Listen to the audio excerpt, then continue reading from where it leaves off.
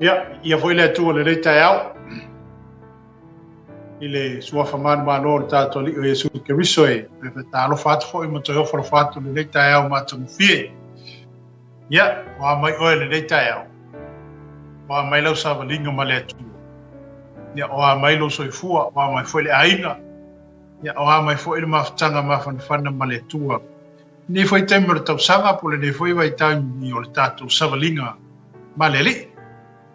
Manatuna por kalame le dei au ia mal faso fo ilungo le tato walata ia mo foi ona mat fo ilanga ngole fa mano ma le nganga le fa talo fa ia o dei au foi ona toi ma le fo mai dei au fa nunga le lei ile lo fa ma le anga le lei fa so le tu e lo soifu ia me se fo so mato bolo mo foi ona tato toi ma futa ilungo le tato por kalame pe ona masani ia so lua va ia so titas ata lo fato e foi lai lo mai mo mai e me se foi lo fa fo mai ina ia longo puia ni pe tato e ala le upo le tua e ta oso ina i pe tato ia mata fo la winai le tato fa inga malanga ia e me se foi o le tau sinio mo le au nga ma fa mo e pe foi ona avatu e foi se la ngona ma se manato foi a tato por kalame ina ia fau ina pe tato le upo le tua ina ia whaata mau ainga ina pe tato e ala le upu ma le fionga le tu.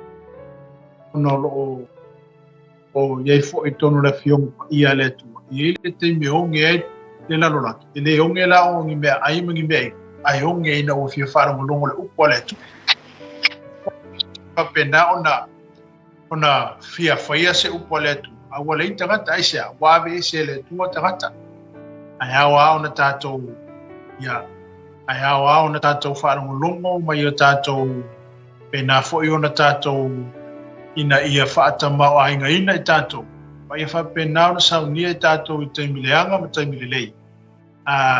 Luka fo'i le ngā taifale ma whapena fo'i o na sou na tatou whainga malanga. Alo i ele me toa i tatou.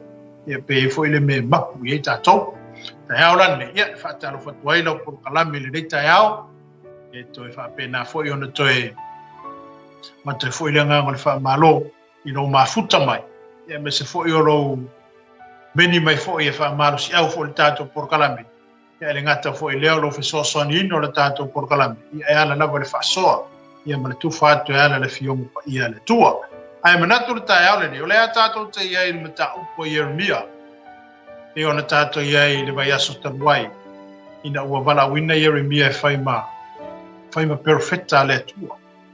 Aleluia, le ala tato se mai la le ta upo e lua, ma le ala tato fa soa e ta au nei, e foi na tato o le tua stato talo, foi mai, ia na fa foi le tato por kalame pe ona masan yai, ia o le nganga fifia ma le nganga fa afta ia to mai le ta au, le fo mai la fa na o ma to fiala mai fo le ta au fo, ma to ai foi fo linga le leo le nei aso le tua e le oso e o le la matou whaatai ei lo alofa ma lo angalelei e maise lo wha maoni o matou tangata. O mwhai ona e toi fua ina lo matou ula mo lo matou manusi.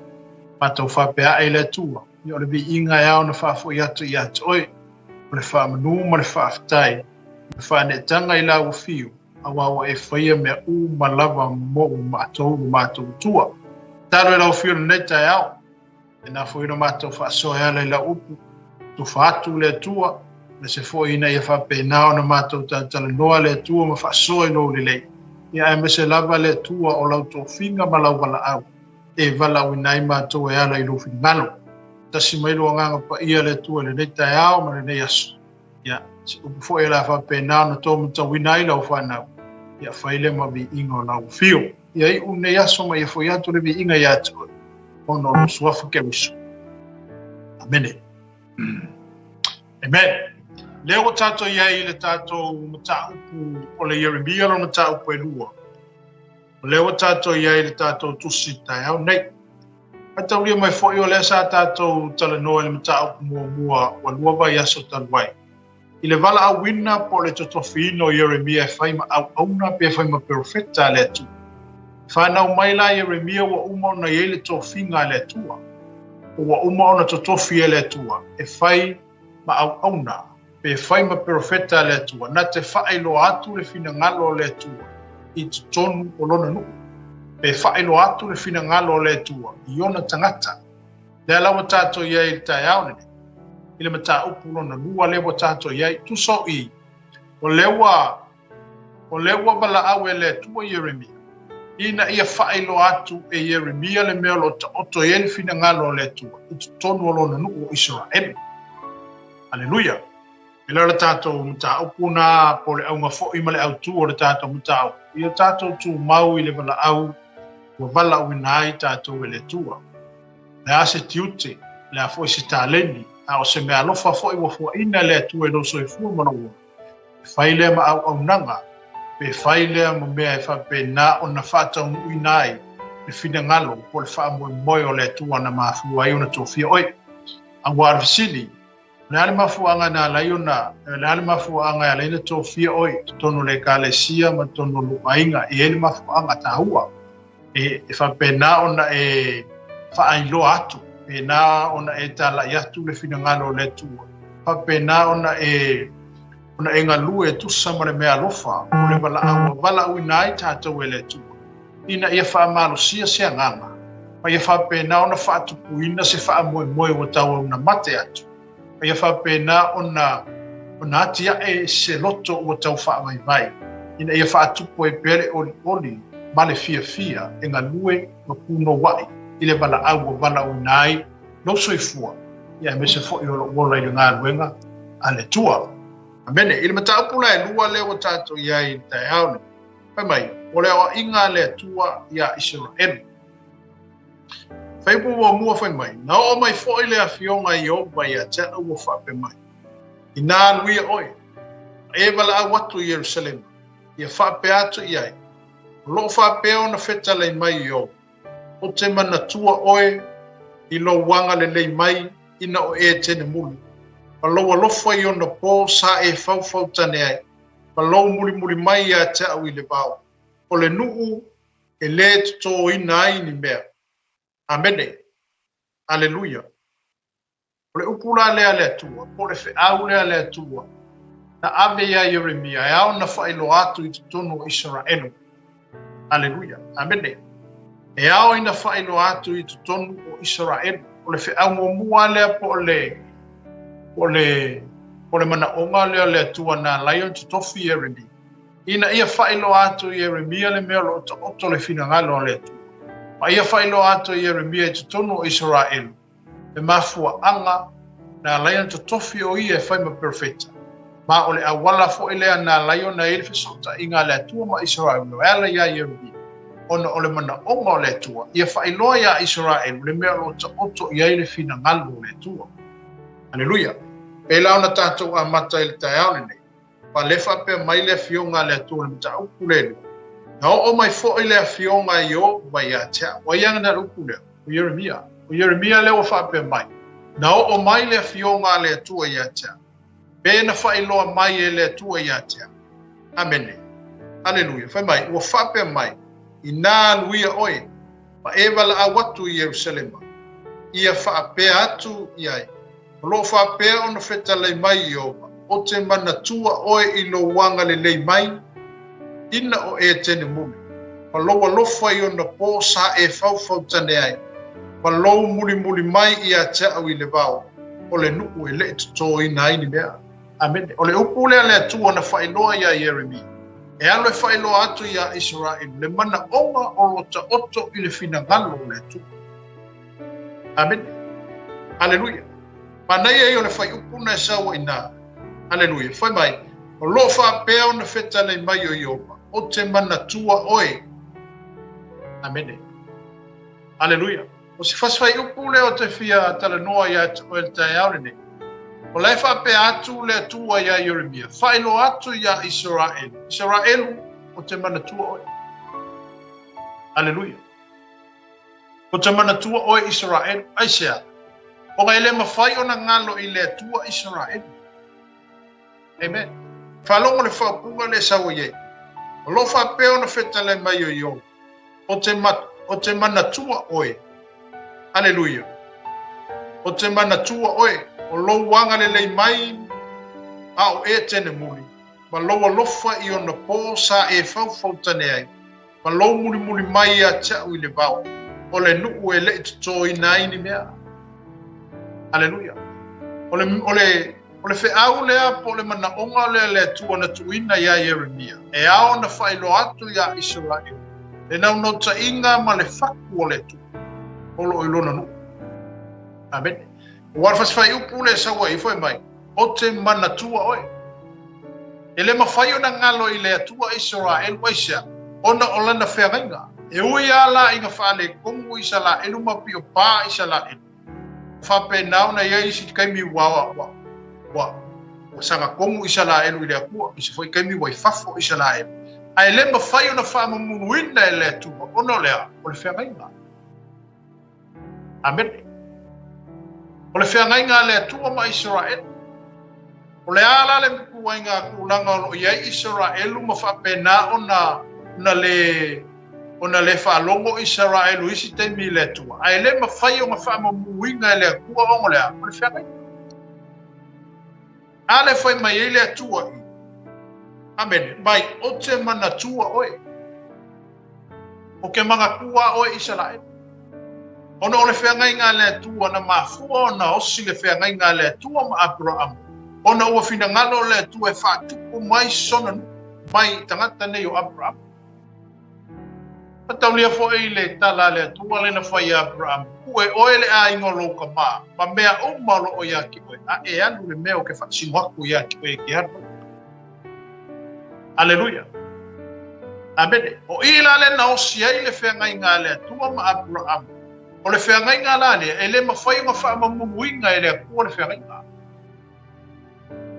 Amen. Le tele au ka kou e ia kai mi ua malu e lue whengainga. E foi ala kai mi ua makua mamokua whengainga. E ere kai mi whai ka kou whengainga somi a ka kou whengainga. A ole atua. E le mawhaila o ngā. E le mawhaila o ngā soli e le akua o le whengainga ngā whai e le akua le whengainga. Te ala whapea mai e le atua ia Yeremia. O lo whapea o na whetalai mai o Iowa. O te mana tua oe. O lo wanga le lei mai. Ina o e tene muli. Ma lo alofa I ona pōsa e fau tane ai. Ma mai a mele. Kaimi ele I angasala isa la elu ma le kaimi o le maa ngai o le nguo isa la elu whakakaulu whai upu. Pa le whai mai whai upu lea. Amene. Aleluia. O lo wanga le lei mai. Ina o e tene muli. Ma loa lofa I ona po sa e fau tane ai, fau kangi. Amen. Le foi mai le apostolo Paulo. Ia, yo tato fau tane I le tane to tasi. Oai, o Iesu ke miso. Amen. Na fau tane Israelu lo lato utua. Sa ma ngai ara sa valinga Israelu malolako utua. Ai le I o le kaimi e whaakui ngai sa kupu e whai makupo Israelu. Amen. Awa leo fai mai le fionga le tua. Abe ia Yeremia. Mai o te mana tua oe. O lo wanga le lei mai. Ina o e tene mumu. Ma lo walofa I ona pō sa e fau tane ai. Ma lo muli mai a te au I le vau. Amene. Tasi a le whaatonunga na whaia I mea uma o iai Israel. Na tasi a na ole. Pea le whapea mai ei le tua. Israelu. Ke mga kua oe. E le mawhainga o whaamamuruinga oe Israel oe sea. O ngā lau whengainga osi. O lau whengainga kausi. Ona o le whengainga le atua ma Israel. E keu le mai maka o le akua langa whengainga osi. E le mawhaila na toe soli e le atua langa whengainga ma Israel. O ngā o le polo misia le akua. Ma langa whengainga ngā mafua I Abraham. Ma mafua I o mai le nua Israel ma abea o le nuko le tua. Aleluia. Le ala wa fai mai le tua ia Yeremia. Alo e whailo aku ia Israel mea ngā. Whailo atu ia Israel. Le mea lo ta oto ia I lo roku. Ma le mea lo manga o ia. Ia ke ila ko. Aleluia.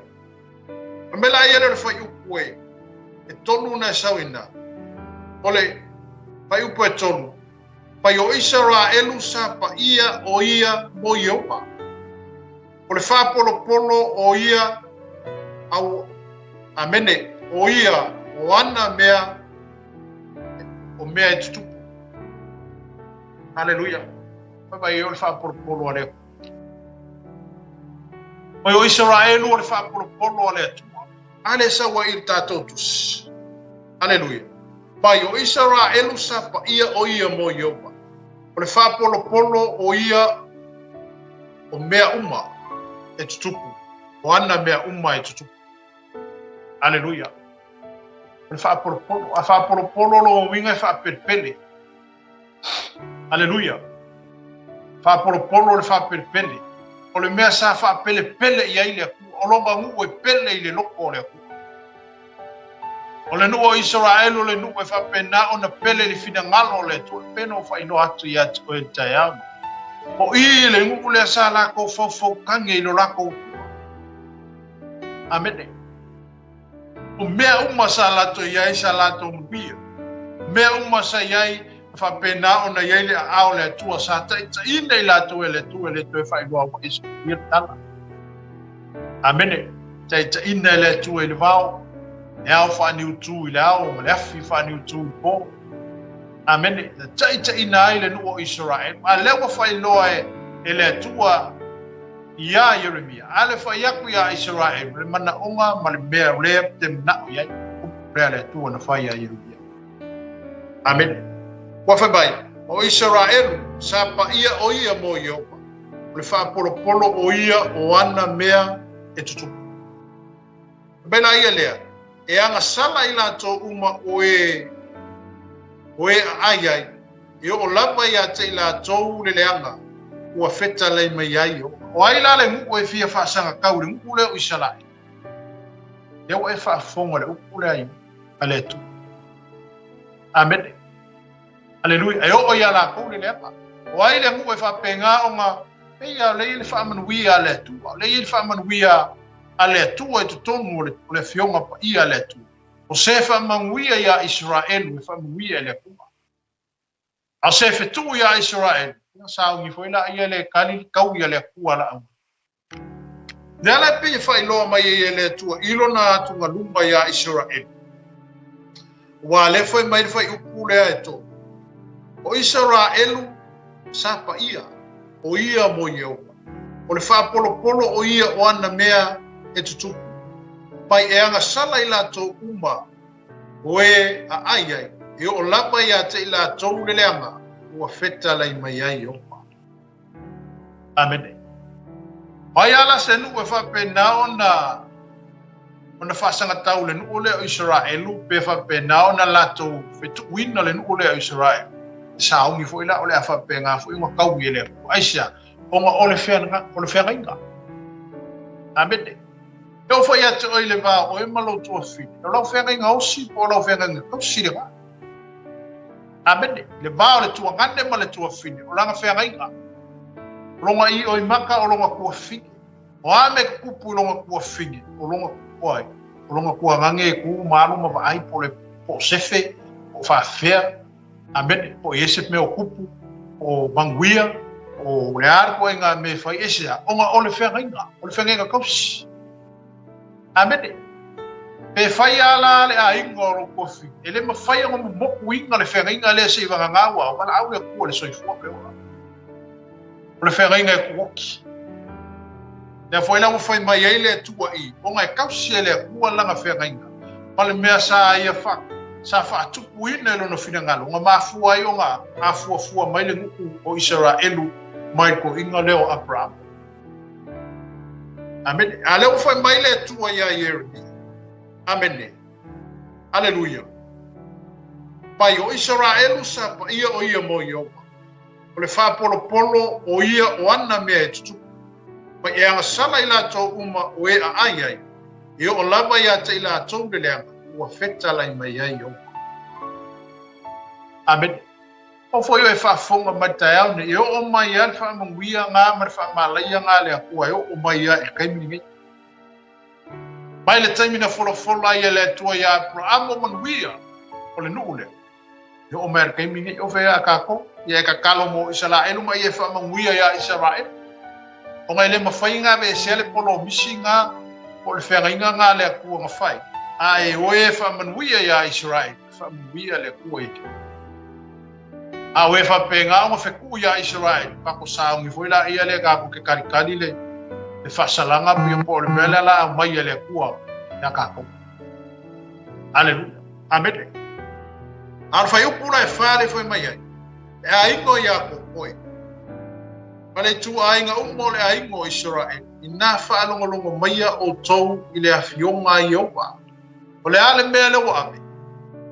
Leo whape aku le akua ia Jeremia. Alwe bala au. Pe alwe whailo aku ia Israel.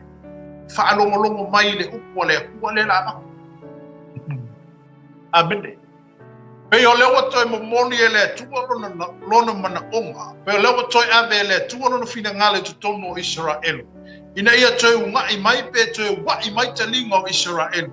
E tusa maleanga le leo le tua ia te ila to I tau sanga I tele sa lato sa lato wolai. Amene. Alela wa whailo e le tua ia Jeremia. Ale koe wawano mai e koe whailo aku ia Israel. Le mana onga tupito. Ma le fina ngalo le tua. E wha singo ia ki oe Israel. Ma le aingo ia koko le mea lea. Le mea le ka oko le finga ngalo le tua. Amen. Pai upe whana sau e whamai. Le aingo ia koko e.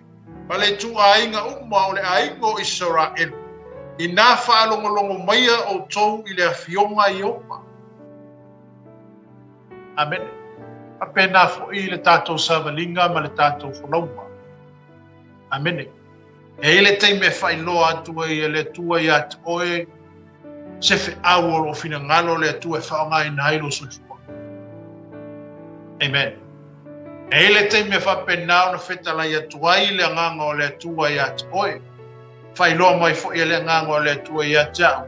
Se mea lo ka oko le fina ngalo le tua. Whaonga I nailo. Aleluia. Lau au nanga ma le tātou au nanga I le tua. E whaonga I le tua tangata uma. Pe a whai pe I o tātou le sona I le vai aso tabuai. Pa wale me whaatali I le tua I a te tātou. O se tātou a I oe. Amene. Wa uma na tumata manga I le tua por kalame ma mea uma I lo soifua ma tātou.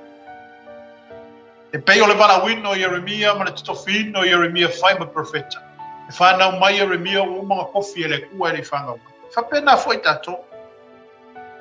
Pero whai lofo I at oe lo te oto foi le fionga le tua. Mai, na iai tato le fina ngalo, ma le manatu o le tua. Ai kako ke le whangau mai. Tato te whanau mai na. Ua umana plan tato e le tua I le vaenga le tua I oe. Umana plan e le tua le vaenga le tua ia. Ai pau le mea lo whaatali ei le tua. O sau se yes ia te ina. O sau mara tato I oe ia te ina. A tato I oe la I le tua. Sau ada o le akue whakingo le mea wa vala au nai tato. Whenga vala au nai apra. Amen.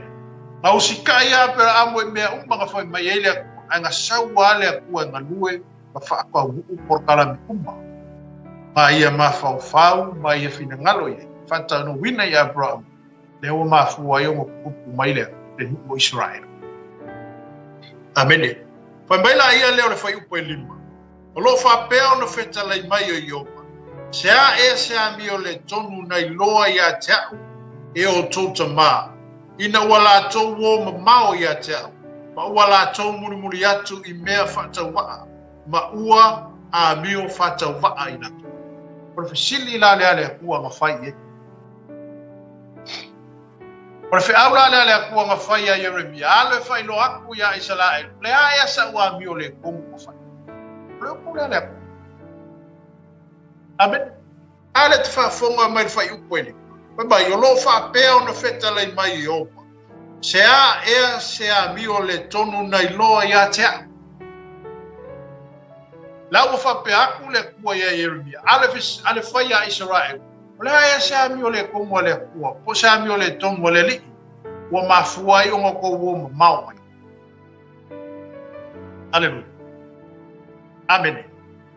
O lo fa pe o le fetala mai yo. Sea ea sea mi o le tonu nei loa ia tau. E o tauta ma.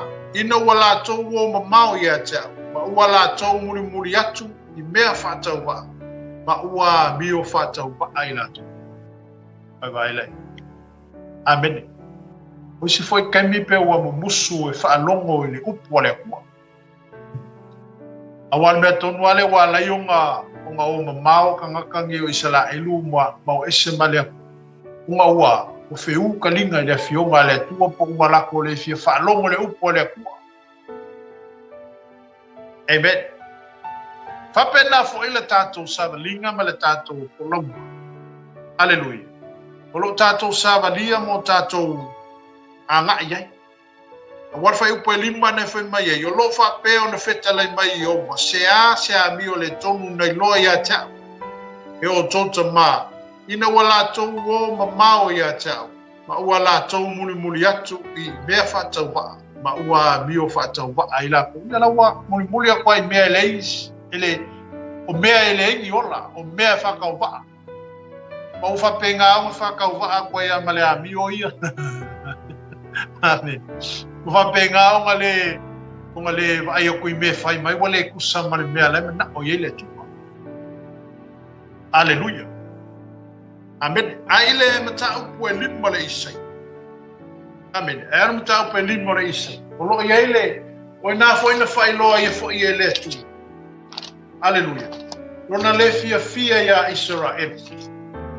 Ina ua patalitali le atua i se fua mai a Israel se fua mangaia ma se fua makangofu. Ai whakarikani a kule a kua e fua mai a Israel. E lengi fua e kakau maneri. Amen. E leo mi fua e whapenga o ma fia i aile tua. Onga o le manga onga ma le fina ngalo le tua lota oto ilo na loto na ma fua ai ona ia whaatupuina Israel. Inga ia ka ua Israel o lonan. Amen. Whapena ona ia manatu wai.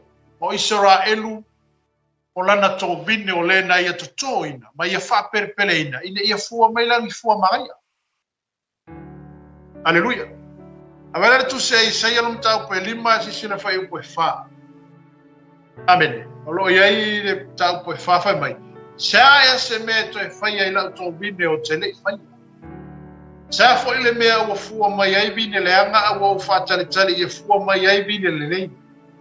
Pai mele whai upo e lima. O le nei, o te whai lo atu i ia te o tōu le mea o te whai ai lau tō vine.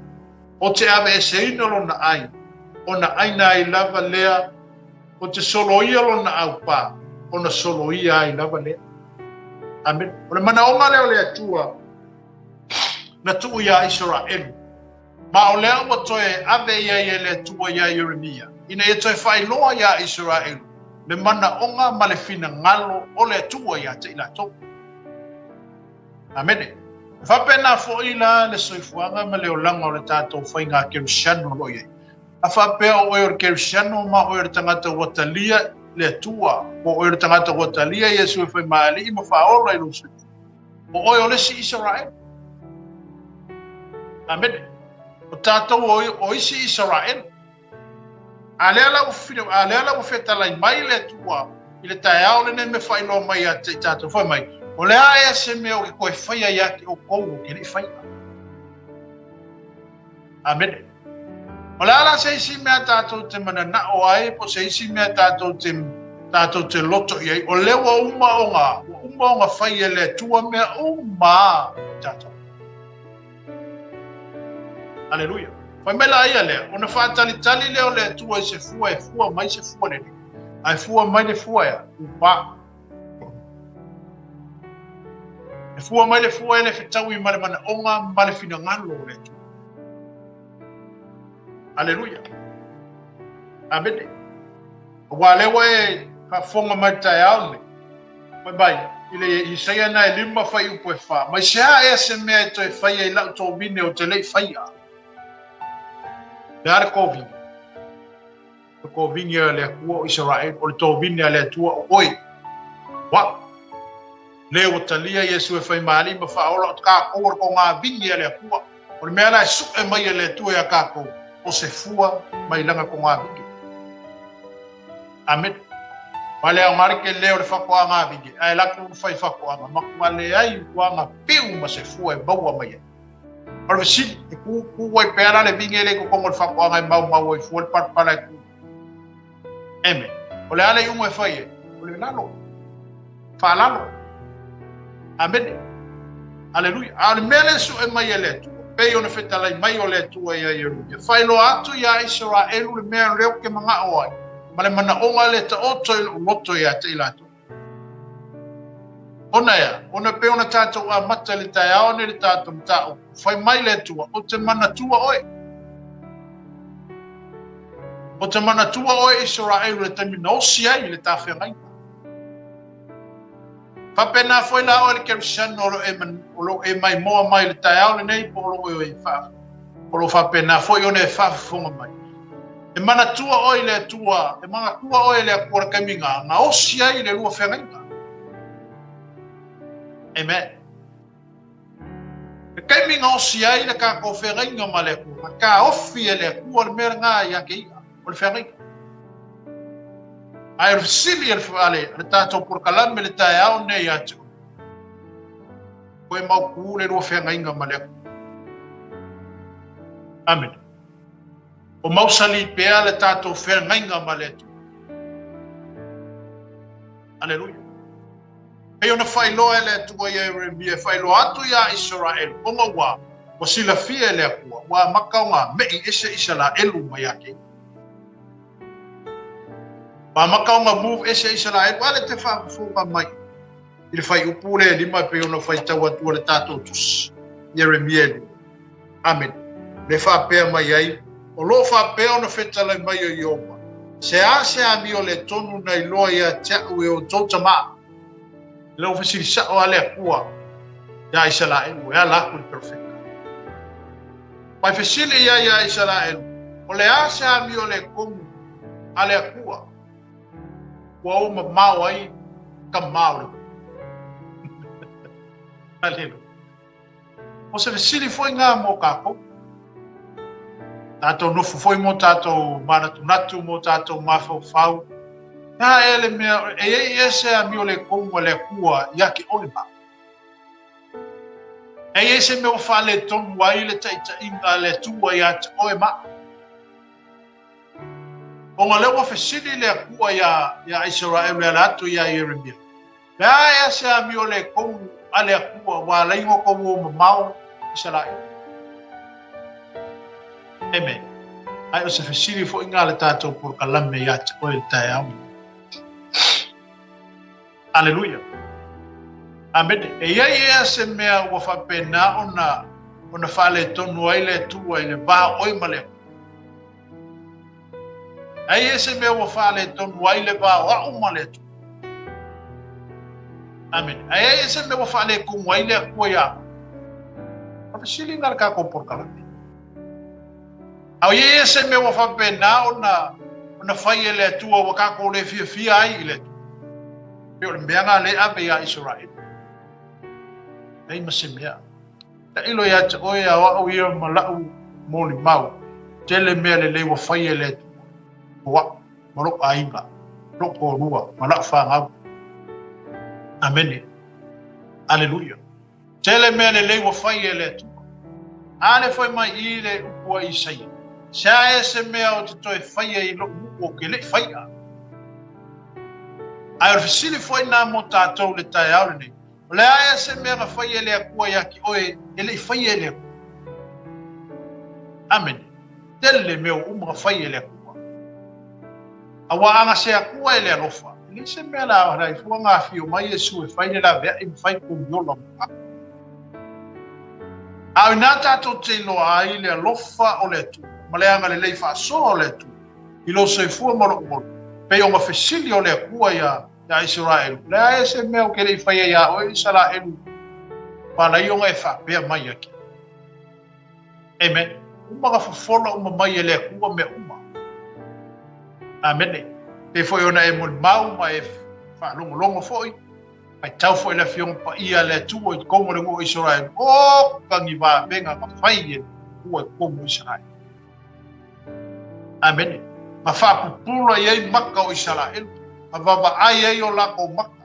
A fa longo yo la ko kalinga ngala ko mori ma wina le tele o va venga. Ma mena fai ele tu o ya te la. Ala ale mele ku mai. Le ai pe fa barwa kai leo. Amen. Pe ele karikomu. Pe ele mau ki ngore karikomu. Amen. Ko unu mani ma ngai le langi ai. Amen. Haleluya. O vai no inga sami una ora sama bani komu le. O le ali ki kai. Wa vele makau ki o ngi ba venga. Ko ka ngi ba. Pe fe ingu la ku mo se kar papa punga vai fe.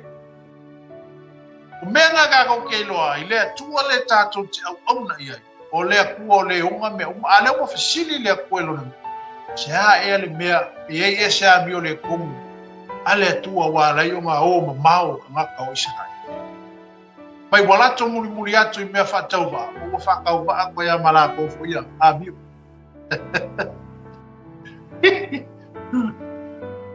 Astoi fa fangu ma stoi fa manatu le tato por kala. Awa nge e fa mamului ka le kwa. Haleluya. Awa ne o tato fa mamului na le tua. Amen. Wale foi mele fionga le tua i tato mtau. Ai sisila le fai upo yono foi mai. Wale fai ane fo i lato. O fea o yai yopa. O lena ave ina e i lato nai le nuo ai kupito. Mana tai a tai lato i le vao. O le nuu nau mati, e tele ai lua, o le nuu e lai loa ai tangata, wa iai foi le ata o le oti, o le nuu foi, o le nuu foi, e le wia e tangata, e le ai foi se tangata e mawat. Bye bye. Hallelujah. Amen. Wa me wala ko woi me whakau waa wa le fesiria e pufele kua le ngaka ika inga mai e na. Wala ko muri ya kua ese, wala ko wifo i mea leini ola, wala tau whata wa ina tupua ma mea whapenga o fia ia ile olaka. A leo whai mere whai upe ono peo le whi au lea male peo le whi au lea peo le whi tanga lea lea tuana ave ia ere mea. Whai lo aku ia Israel, wala ko wola i mea whakauwa, a wale fisiria. O whio ia ile a kua lea kai inga manga ina. O feo ia i o pa le sa fai na taita ina mai ai la tau mai le vau. Haleluya. Pai, wa le fai ane fo i la tau. O fea o ia i o pa. Le na ave ina e ta tau nai le nuo ai kupitu. Mana taita ia te i la tau i le vau. O le nuo nau mati e tele ai lua. O le nuo e lai loa ai tangata. Wa iai fo i le ata o le oti. O le nuo fo i o le e le wia e tangata, e le ai fo i se tangata e mawai. Amen. Pai le ele ke leo le rofa o le kua gengi. Pe ano fai lo atu i atu, e mara tātou purkalami. O le ale fa le tono o Israel, la fo le tūlanga o iei Israel, re temi nei ma le tamalinga lo iei. E le mawhai unga wha mamuru e le kua runga uaisa, o le me pele le whaku o le kua. Amen. Onga koe ka kaia lo ngona malo tātou manatu i le whengainga. Amen. O le whengainga. Yo fale taimi le tātou talia ai ke riso e whai maali ma whaore lo soi fua malo ua. Nga osi ai le kako whengainga ma le kua. Amen. Hallelujah. Ale ale whengainga lea i ai le taimi le. O le whengainga ngā lea kua ma oia e ale le madiu o ke miso. Whengainga leo kako iei kaimi ni. Amen. Before ina mai ai le alo le tua e to tas.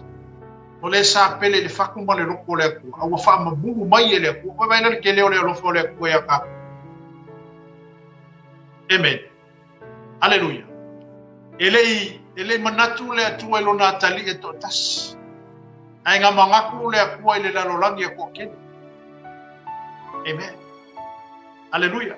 Ele fa pele ina la e uala nga pele Pea tali o le tua i le tua. Pe unga pele Yesu po le alo le tua i le tua. Ai le kaofia e le akua lo ngaro aisia. O ngai siri aku le alofa o le akua ngai kangaka e kwa kene. Ai loro ngā kali e kwa kasi. Aleluia. O le awala le na lai o na fio mai Yesu. Mai a whaia le leima. Se toi whafo i mai tātou i le tua. Pei o le upo i Jeremia, ma le fina ngalo le tua lo ta oto i Jeremia. Pe siri aku i a Israel. Pe le whaiangi e po feo i le akua le ngaka ika inga mainga ila. Aleluia. Se toi whesili atu lava i a Israel, ma to e ino Israel.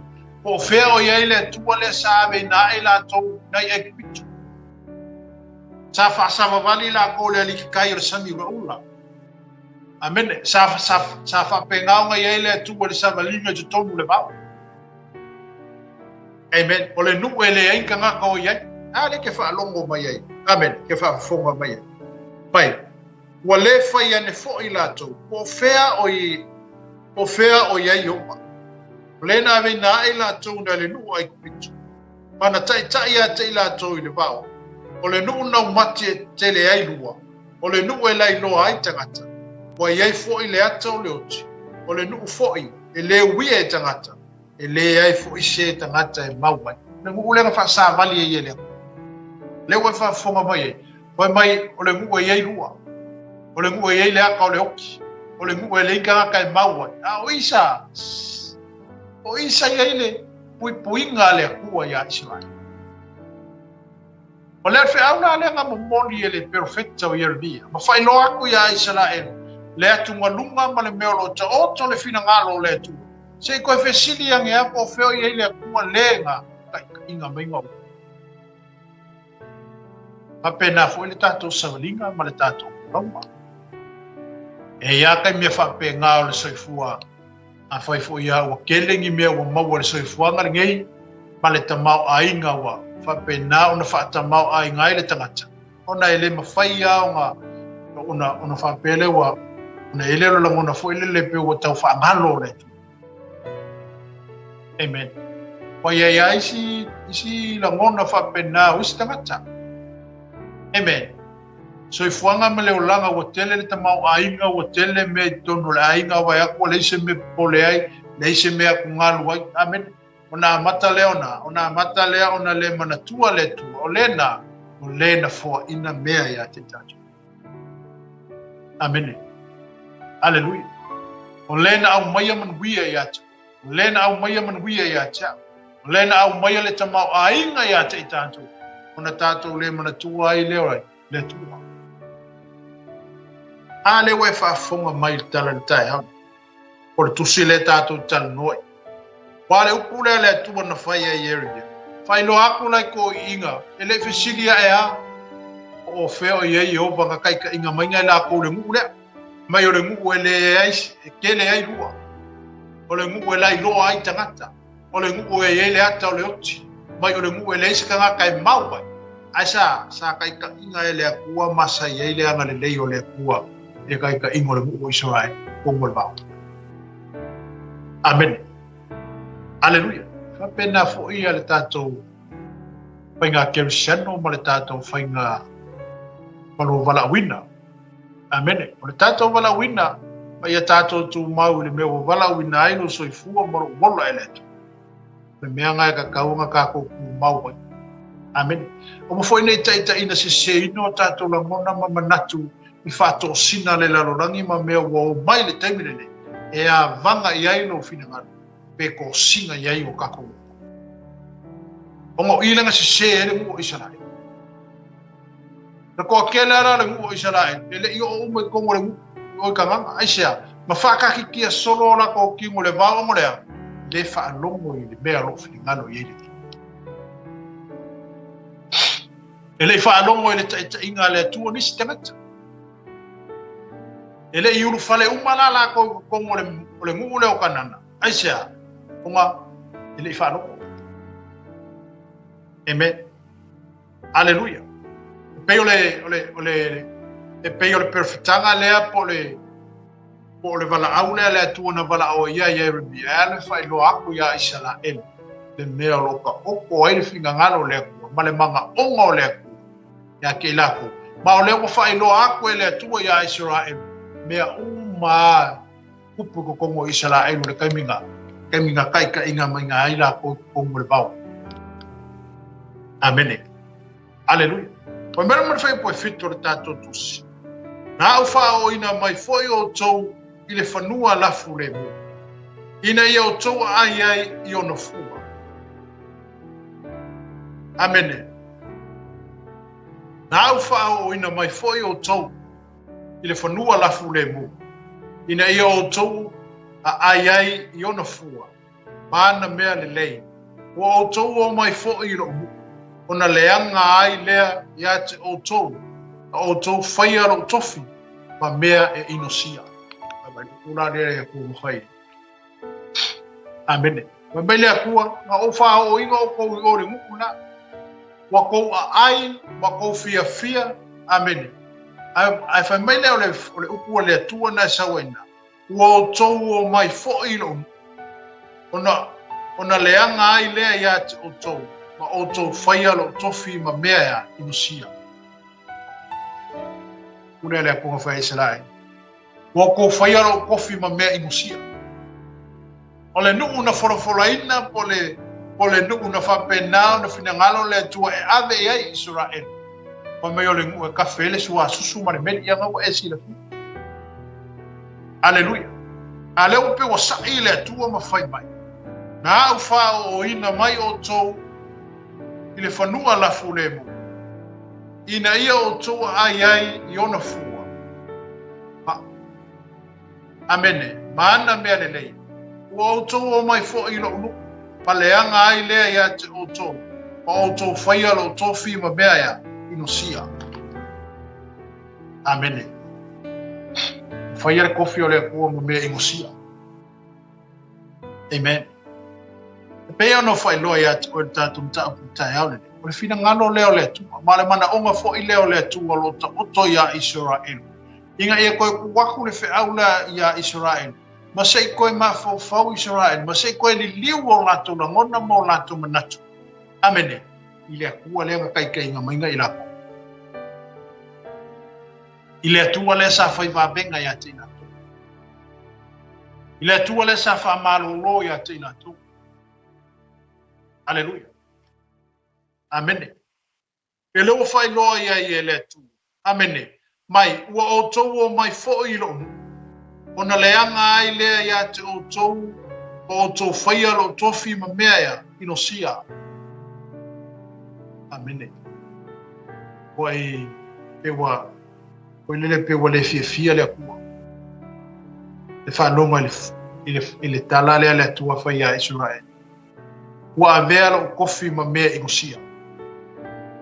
Onga wa mionga i Israel. Amen. Awangi avea lo kofi ma mea ma pena ona le tātou wala wina ma le tofino tātou e le tu. Amen. Le tātou wha maoni lo tātou wala wina. Amen. Aleluia. Au foi le avea lo kofi ma mea inosia ai oi. E kawe mu ai ka ko uma lo tātou wala wina. Ale o fai mai le tua ia Israel. Amen. Ona leanga ai lea ia te o tou. Ma o tou whaia lava, ma o tou whaia lo tofi. Pa mea e inosia. Aleluia. Amen. O le whiaulanga ave leo. O le whiaulanga ave Jeremia e ala mai i le finangalo le tua e whaasino ia Israel.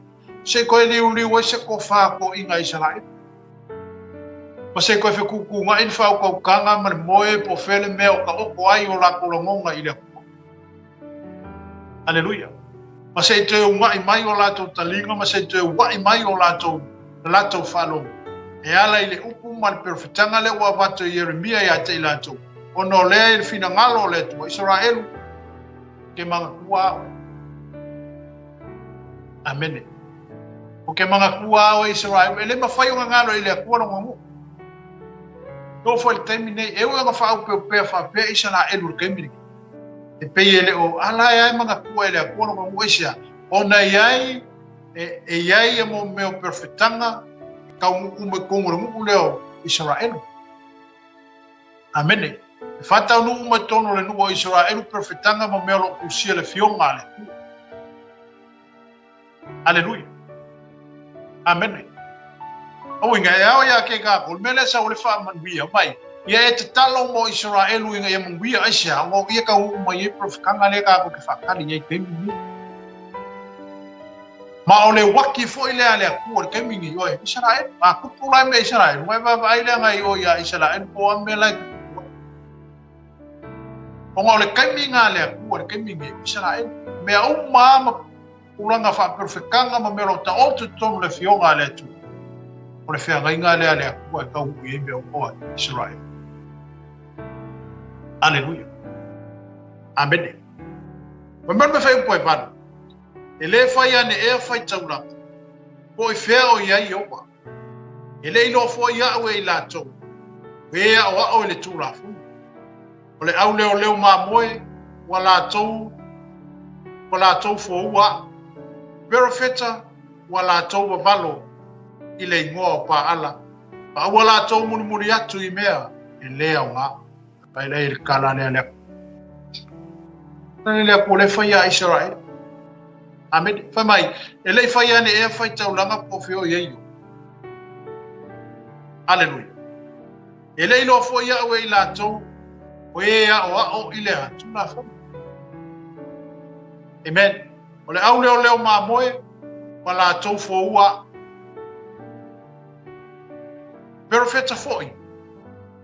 Amen. Wala to valo ile ngo pa ala. Wala to muri atu i mea ile nga.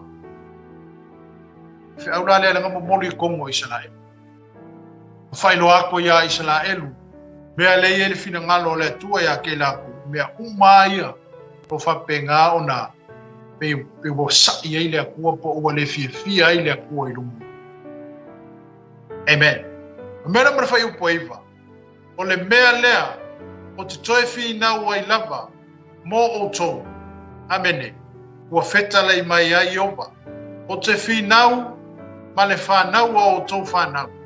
A wā, ia watu o tō inu, tū matawhanga, o ki timo, ma vāwa ai, ma ia o tō au ina atu ai nisi ki tara, ma ia o tō matuā, ma whau, ma vāwa ai, pe iai se mea e pei o le nei mea. Amen. Whingā ngano leo leo, kua whamele kua, o le mea lea o te toi whi nāua i lava mō o tō. O ai oku, Israel. Pamaile tua e ala atu ia Yeremia. Whai aku ia Israel. O le mea lea o te toi whi nā wai mo o tō. Pe ngā fo i kako. Pe ngā fo i le aingo le tua. Ma le kako mawhitanga le neitai. O le mea lea lea toi whi nā wai le tua ia te koe. I e tu mau i lo bala u. Amen. O le mea leo le wha manosi mai ei le ngango le tua ia te i tātou. I o tātou tū mau le tātou wala wina, ma le tutofi ino i tātou. E hale le ngā nuenga ma le whi au moni a le tua. Wha mea rofa i nai lo tangata, ma lo tangata. Aleluia. Wa leo whai mai le whai upo i vai. O le mea lea o te toe whi nau i lava mo o tō. Ua whetala i mai ei opa. O te whi nau, ma le whanau, ma o tō whanau. Amen. Koe whamanosi mai le nganga o le tua i ata. E koe whafangu mai ma toi whailo mai le nganga o le tua i ata i tātou. No tātou wala wina mo no tātou tiu te whai. Ine ia tātou tū mau le wala au o wala winai loso i fuku. E tusa ma le ngā ruenga o te tofi ai tātou. E tusa ma lo wala wina o wala winai tātou. Pea no whailo atu i atu il tātou le sono mumu. Ese wala wina o tangata. Amen. E le whaiwhi au tangata. Alleluia. E le tofi maurunga fo i tangata. E ia matawha i oi. O mea lofa watu uina le tangata. E le atua le tangata. A wha maongi a inga. Matu maungi a ilona wala wina. E le kai mea rifi maalia e a oe le akoi. Amen. Alleluia. Ai ngalua la le me lilo mai fa maoni se me titi wa watu ele tu ia tu samalo tato balawing. Ke ngalua le me lilo e fa ali ali ko o ke mesiki ai. Amene. Ku foi ni o tato mana o ni me tele tato te au na ai. Aleluia. O tato fa maoni le ase me titi wa watu ia o e te ngalua. La foi se me fata wa mai ele tu ia te ngalua. Tu sama le vala awina wa vala awina ai tatu. Ai tato fa maongi nga. Amen. Abea o ele akua abe le simesi ya. Pana foi ta oto le fionga pa ia le tu. A tato fa maongi si me iti te ala le tato vala awina. Ko fiele o ele akua, ko fia o ele akua e pule mea. Kene. Amen. Hallelujah. Amen. Mama fai upuna e sawa ina le tato tus. Amen. Fai upo e sumartasi. Po suia ea ele nuu o la toa tua. Amen. Ale ni atua. Ia mea. Mai. Wasui ea e sala e lura lako. Onga wa. Onga wa ai aku le kua po silisili aku le kua. Ebe kupu mai ai sala e. Ele kusa mali mea lai. Lai mana o ye le tu. Onga foi mai au le kua ea. Le kua fua e fua la le loko le kua. O ngai sila ku le ku ele o le mele nga manga o ia Israel ai wa fuale loko le o wa vanga le loko Israel mo wa ko singa le loko Israel wi me ele o ma me fa ka mele nga fa ia Yeremia fa ya ku ya Israel o wa ye se ami o le ku wa le ku wa o ma wa i o la ku wa kai ka o bo ma wa i o la ku ka ma o ma wa i le amen. Le kua e fua aisia a fa pe fua le kua le rofa e fua le rofa ya lofa le kua longa mu o mele le ma fa le kua aleluia e fua la le kua mo la o no la fa venga amen e lofa le kua longa mu o mo le longa i o maka o la fa venga kausi pega foi o ele tu ngane mar tu fing e se me kupulo ko fing e ki ngalo no amen aleluia e ki ngalo falo lo ko ngol me kupulo ko fing le se me kula mai e ke le ma mo fo le esia e ke fa lo mo aku ele le lo fa lo o le o no i o maka o le kupu mai ele fa le ko ke le mo fo le se lo ma ko mali e ma fi mali le maka ai lo le mo so fi le Fapena foi lá le mona marfina ngalo le tua lewa ka ko ya Israel e fuale akua onga olanga feringa ale foi mai le tua il tatu matau o le mele o te toi fina wa lava mo o to e ko fa malosia ele akua langa feringa e ko fa malosia ele akua longa ngu amende ko fa malosia ele akua onga kangaka e ala i perfecta e vaku wafe au kongo le o Israel. Fape nga fo i le Cristiano le fa fonga mai tai au. Fape fo i fa fonga mai wa kau fape nga o e aluke semale ku. Ya.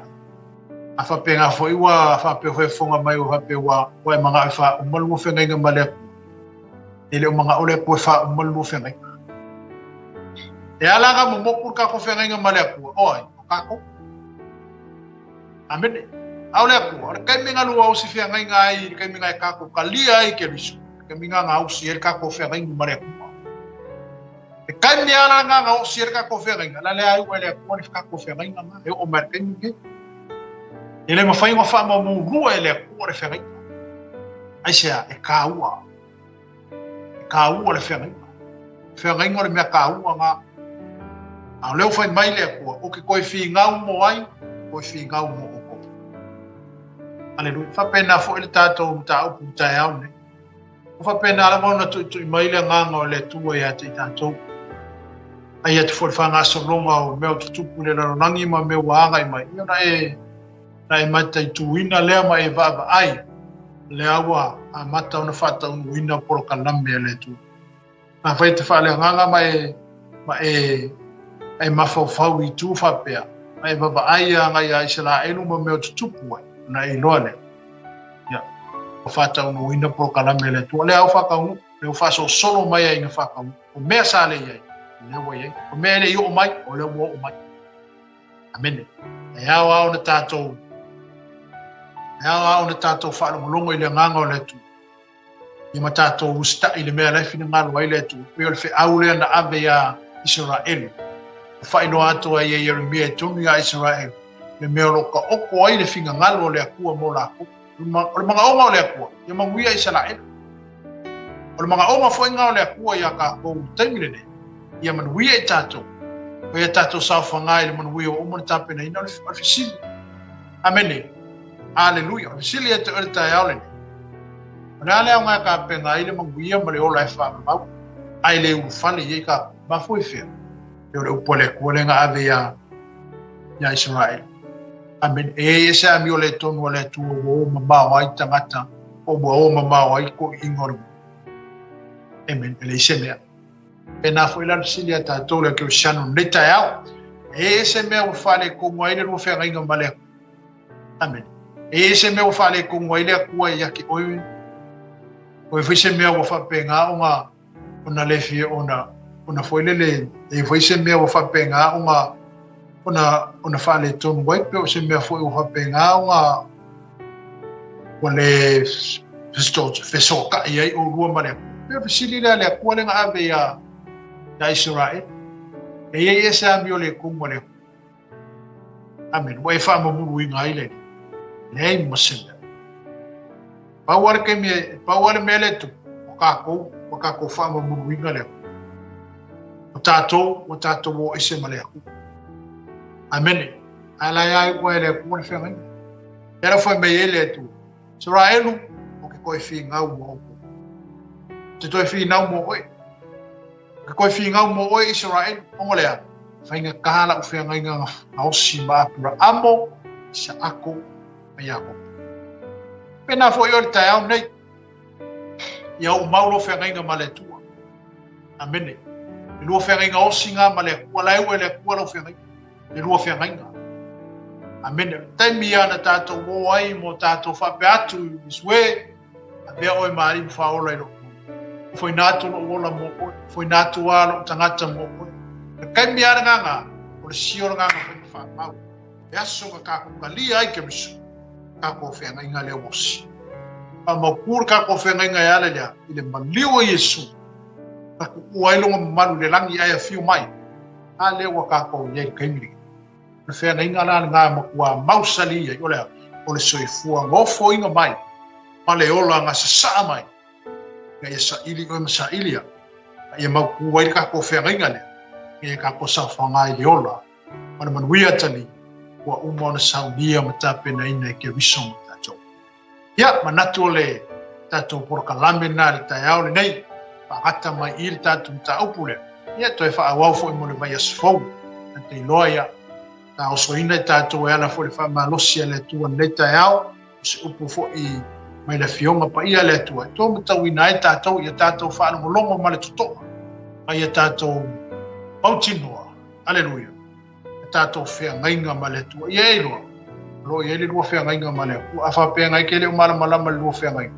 Mai e ngu fea ngai kainga e ka lia ai ke riso ofo inga kwai no soifua ma lo bona ileli ya songa fa ma wele ka ko fea ngai mai ai Yesu na songa fa ma wele ka ko fea ngai mai aletu amen pe yo tato mta upu tao nei ma le upu o perfitanga po le upu nga ave Yeremia kong ya Israel se ko fa ilo ma se to fa manatu ya Israel e me o ka oko yele fidangalo mana onga le tu fa penga foi oi tato neta yao ya e loa tato fatanga ina pere mana le nga pa io le ku le kai miolare ke me fitalai mai ai le tua tu somolo tato vala wina ma le to finga ma le to finga wa to fi tato tono nga wenga le tu ya tato fa longo ma le menino ya tato fa longo ma le to awa o le tua ya lo fa lava o ia ya kika o ma o foi nga le ku mai to sa ili ya te oi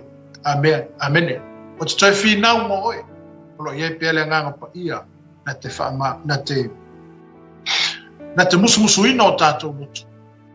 Whapena o na whanguwhangu atu I lo anganga. Ina e whātou mauhina le tātou whiangainga maleto. Bene, ia manatu Samoa le tātou porkalame nā nei tai au, me se fo o le aingo Keriso, Tino Keriso, ia mai folo mai mo mai ma whaafonga mai. Ia, tāo soine tātou, o le hala o le nei whaamalosi, ia ma le tātou tu whae fo le fionga pa ia letu, ina e whaamalosia I o tātou noto, ina e tupu ai pēa no tātou ori I le li, ia tupu ai pēa no tātou finau I le atua, ia tupu ai pēa no tātou fia, tātou te au-auna e tusa marwala au, kua wala o nai tātou e letu. Ia, amanatu Samoa tātou porkalame nā neta au, taune I munu te leina, a moe moenga o la singa o porkalame, ia iai fo I le angango le atua whatasima o, ia umalawa lo whapena o na tātou iai. Amanatu, le a whapau mai I le tātou mta aupu neta au, a ia munu te leina le nei aso, a le nei vai aso, I le suafo Yesu. Amen. To God be the glory, forever and ever. Amen. Hey sis, where are you going? Oh, I'm just heading out to find a place to send money to my uncle in Samoa. Oh, why waste time and petrol? You can use UP Group Money. You can send money to Samoa and it's really fast. Really? Yeah. Can I sign up online? Yeah, it's really simple. Sweet, I'll do it now. Okay, bye. Bye. Sending money to your loved ones in Samoa has never been easier with UP Group Money Transfer. Our service allows you to transfer money quickly and securely from the comfort of your home or anywhere in New Zealand. Your family and friends can conveniently pick up the money from over 40 villages across the Polu and Savai. No matter where they are, we've got you covered. Our user-friendly online platform makes sending money a breeze. Just visit www.upgroupmoney.com. Sign up and start sending money in minutes. We're here to help. If you have any questions or need assistance with signing up or sending money, please don't hesitate to contact our friendly support team at 09558 2896 or 0800 877 328. Or visit us in the office at 6/22 Station Road, Otahuhu, Auckland 1062. Experience the ease and reliability of UP Group Money Transfer today. Your family and friends in Samoa are just a few clicks away from receiving your support. Visit www.upgroupmoney.com now to get started. Hey, is it true that your company can help us save money for our trip to Samoa? Yes, that's right. With UP Group Money's partnership with Vodafone Samoa Mtala, you can save money while you're still in New Zealand. You'll need to register with UP Group Money to receive a Vodafone SIM. Once you have your Vodafone Samoa SIM, you can start sending money to yourself through your UP Group Money account to your Mtala account. You can only withdraw your savings when you're in Samoa. Oh, that sounds great and straightforward. Can I do my registration online? Yes, you can register for UP Group Money online. However, if you need assistance, you can come into our office and we'll help you out. For Mtala, you'll need to visit our office to register and collect your Vodafone Samoa SIM.